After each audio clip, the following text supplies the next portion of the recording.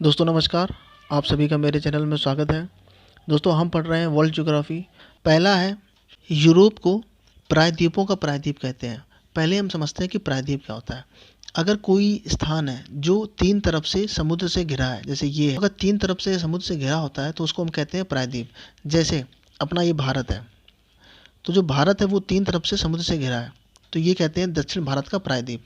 तो जो यूरोप है, बहुत सारे ऐसे हिस्से हैं जो तीन तरफ से समुद्र से घिरे हुए, स्वयं भी तीन तरफ से समुद्र से घिरा हुआ है। स्पेन की बात करें, या हम फ्रांस की बात करें, या हम नॉर्वे स्वीडन की बात करें, हम इटली की बात करें, तो ये तीन तरफ से समुद्र से घिरे हुए हैं। उसके बाद इसमें एक टर्म आता है, वो आता है यूरेशिया।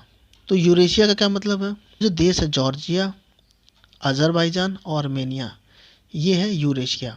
यूरोप में भी आ रहा है और ये एशिया में भी आ रहे हैं, ठीक है, क्योंकि एशिया के ये पश्चिमी भाग में, यूरोप के ये पूर्व भाग में है, तो इन्हें हम यूरेशिया कह सकते हैं। बाल्कन देश कौन कौन से हैं? देखो मैं आपको बताता हूँ। बाल्कन देश है जैसे Yugoslavia, Slovenia, Bosnia, Herzegovina, Croatia, Macedonia, Romania, Albania, Greece. ये है जैसे ग्रीस हो गया, इसके बाद ये मैसाडोनिया हो गया, अल्बानिया हो गया, ये क्रोएशिया हो गया, रोमानिया हो गया, ठीक है।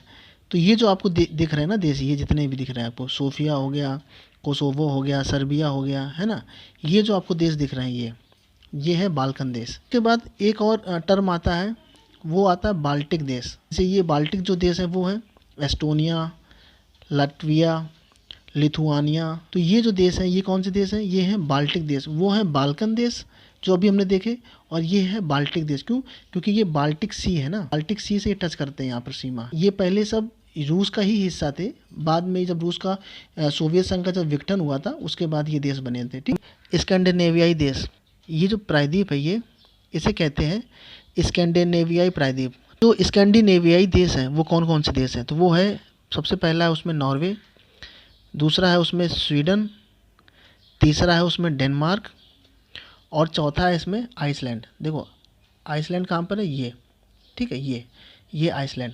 तो चार देश आते हैं स्कैंडिनेवियाई देश में। पहला आता है उसमें नॉर्वे, दूसरा आता है स्वीडन, तीसरा आता है डेनमार्क और चौथा आता है आइसलैंड। नेक्स्ट टर्म आता है, उसे कहते हैं आइबेरिया प्रायद्वीप। ये यहाँ पर, क्योंकि ये भी देखो तीन तरफ से समुद्र से घिरा हुआ है, तो ये भी प्रायद्वीप हो गया। तो इसमें कौन कौन से देश आते हैं? तो इसमें आता है पहला पुर्तगाल, ये आपको दिख रहा होगा।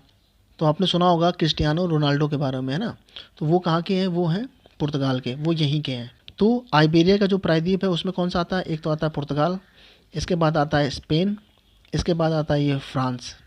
तो ये जो प्रायद्वीप है ये, है ना, इसे कहते हैं आइबेरिया का प्रायद्वीप। और जो जो ऊपर हमने पढ़ा था ये था स्कैंडिनेवियाई प्रायद्वीप। ये पूरा जो प्रायद्वीप है, देखो ये जो पूरा प्रायद्वीप है इसे कहेंगे स्कैंडिनेवियाई प्रायद्वीप।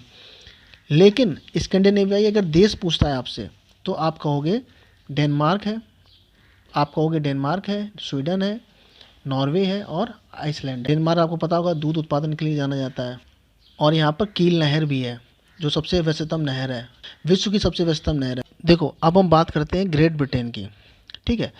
तो ग्रेट ब्रिटेन में तीन देश आते हैं, एक तो आता है स्कॉटलैंड, दूसरा आता है वेल्स और तीसरा आता है इंग्लैंड। ये जो हिस्सा है ना, ये वाला, ये जो हिस्सा है ये है वेल्स।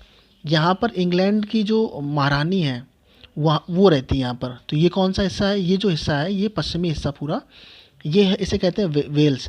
ये राजशाही इलाका है। इसके बाद अगर हम इसके नीचे की बात करें, इसके नीचे की ये जो हिस्सा है पूरा, जो बचा हुआ जो पूरा हिस्सा है ये, इसे हम कहते हैं इंग्लैंड। ऊपर का ये हिस्सा है ना, ये वाला, ये जो हिस्सा है इसको हम कहते हैं स्कॉटलैंड। अब हम इसमें अगर इसको मिला दें, किसको? ये उत्तरी आयरलैंड, इसको भी मिला दें अगर, तो ये बन जाता है यूनाइटेड किंगडम।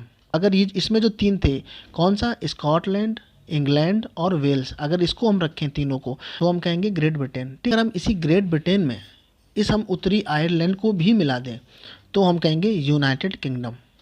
और अब हम देखेंगे कि जो यूरोप है उसमें स्थल आबद्ध देश कौन से हैं, मतलब लैंड लॉक देश कौन सा है। तो देखो सबसे पहले तो हम बात करते हैं हंगरी की, तो ये तो हो गया हंगरी।